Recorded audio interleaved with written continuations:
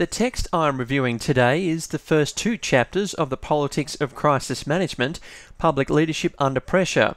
It was first published by Cambridge University Press in 2005. Having consumed a large amount of readings regarding national security and leadership from Australian authors, it is really interesting to read the first two chapters of this book, which hails from the United States. It begins by pointing out that it is aimed at public leaders, but it's not just aimed at elected officials, rather anyone working in an organisation or department that has a responsibility for crisis response. For this reason, I believe it is very relevant to this course and risk communication.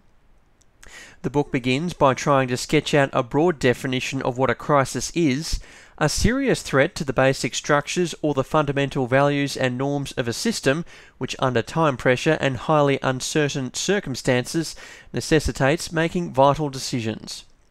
The authors then state the kind of crisis they're going to be talking about are the crises that feature time compression, for example the scenarios where public leaders do not have the luxury of time to make a decision. The book states what most crises have in common, and I think this is particularly relevant to students doing this course, is that they create nearly impossible conditions for leaders. Managing the response operation and making urgent decisions while essential information about causes and consequences remain unavailable. I think that is a brilliant description of significant terror attacks, including 9/11 in the US and more recently the Lindt Cafe siege in Sydney. Chapter 1.2 ends prophetically. Leaders can prepare for crises of the future only if they learn from the variety of experiences they themselves and other leaders have had in other types of crisis. The book then mentions that crisis management is only getting harder, saying that citizens in Western society are getting more fearful and less tolerant of major hazards to their way of life, a culture of fear sometimes referred to as risk society. That's a fairly ominous statement considering the book was written a decade ago. Halfway through Chapter 1, the authors set out their theory of crisis leadership. They believe it can be divided into 5 critical tasks. They are sense-making, decision-making, meaning-making, terminating, and learning.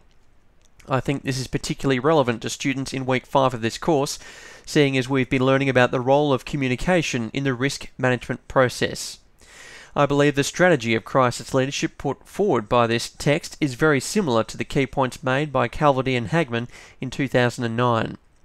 Chapter 2 is dedicated to sense-making and begins with reference to the September 11 attacks in the United States. It describes how various elements of the national security community in the US had substantial information on the hijackers, but the information wasn't shared. Individuals in different silos kept the information to themselves, and the tragedy unfolded. The book then illustrates 2 key problems associated with the information sharing across large departments and organisations. One is that information gets politicised, or different people across organisations can't agree on what the information is telling them. Another reason it lists is that most government departments are not geared towards rapid decision-making. Again, I think this is very relevant to the students of this course, as I think most, if not all, are employed or seeking employment in the federal public service. Chapter 2 then describes some alarming examples of what it calls normalisation of risk, or organisations creating a false sense of security. The authors round on some so-called fantasy documents, including one widely criticised statement by the US Postal Service that it would be able to keep functioning even after a nuclear holocaust. The book states this misplaced optimism could make things worse by giving policymakers a false sense of coping capacities. I have greatly enjoyed reading this small sample of the text and am encouraged to read the rest of it. Later chapters of the text go on to expand on what it sees are the 5 key leadership tasks in crisis management.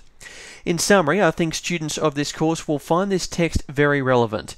Its approach to crisis management is very similar to examples of risk communication we have been shown in Week 5. This text has also been cited extensively. I especially find it helpful that for almost every example of poor decision-making, this book highlights a historical example. I think the biggest take-home message from this text for national security leaders is that we can prepare for crises of the future only if we learn from past experience. I thoroughly recommend The Politics of Crisis Management, Public Leadership Under Pressure to other members of the class.